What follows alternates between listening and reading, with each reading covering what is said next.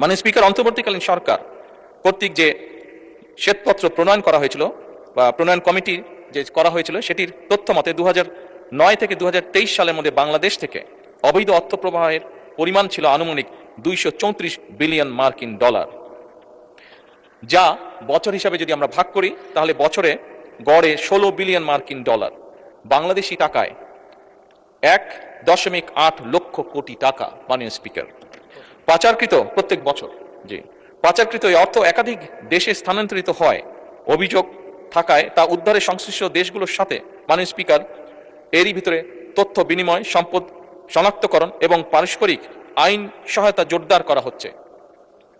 মাননীয় স্পিকার, এই লক্ষ্যে পারস্পরিক আইন সহায়তা চুক্তি বা মাল্টিপল লিগ্যাল অ্যাসিস্ট্যান্ট ট্রিটি সম্পাদন এবং মাল্টিপল লিগ্যাল অ্যাসিস্ট্যান্ট রিকোয়েস্ট এর বিনিময় মিউচুয়াল লিগ্যাল অ্যাসিস্ট্যান্ট সম্পাদন এবং মিউচুয়াল লিগ্যাল অ্যাসিস্ট্যান্ট রিকোয়েস্টের বিনিময় প্রক্রিয়ার জন্য পররাষ্ট্র মন্ত্রণালয় সংশ্লিষ্ট সকল মন্ত্রণালয় এবং সংস্থার সাথে সরকার নিবিড়ভাবে কাজ করছে। অর্থ পাচারের গন্তব্য যে দেশগুলো প্রাথমিকভাবে সরকার চিহ্নিত করতে সক্ষম হয়েছে, সেই দেশগুলো হলো USA, UK, Canada, Switzerland, Australia, Thailand, UAE, Singapore, Malaysia এবং হংকং, চায়না। এদের মধ্যে 3টি দেশের মালয়েশিয়া, হংকং এবং সংযুক্ত আরব আমিরাতের সাথে চুক্তি স্বাক্ষরের বিষয়ে সম্মতি প্রদান করা হয়েছে।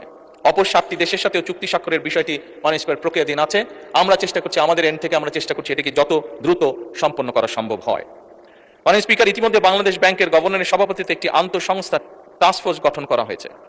এই টাস্কফোর্স কর্তৃক চিহ্নিত এবং অগ্রাধিকার প্রাপ্ত 11টি মামলায় পাচার হওয়ার অর্থ পুনরুদ্ধারের জন্য আইনি প্রক্রিয়া চলমান রয়েছে।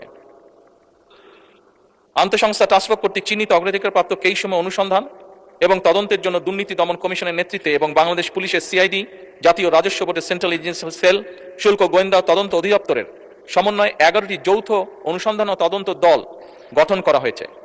জিআইটি গঠনের পর অগ্রাধিকার প্রাপ্ত মামলাগুলো অগ্রগতি নিম্নরূপ। মাননীয় স্পিকার, যেই নিম্নরূপ এটি পঠিত বলিয়া